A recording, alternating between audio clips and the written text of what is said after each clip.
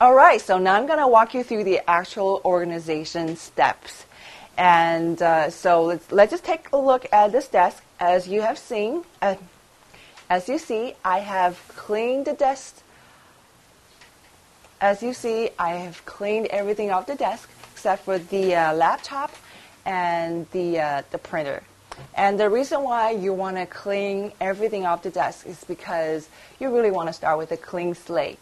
And I also find that it's very effective that when someone sees how clean the desk is, they really start to become more selective in terms of what they actually want to have on the desk.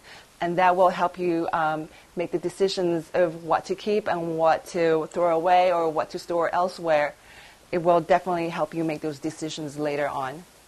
And the reason why we're leaving the equipment up on the desktop is because where your laptop needs to be positioned and where your equipment needs to be positioned really are limited to where the position of the outlets are and also where you would actually be using the item. For example, the laptop will obviously have to be in the center just for an easy usage. And the printer, you want to think about how you're retrieving the papers and how you're retrieving the documents that are being printed and how you're loading the paper.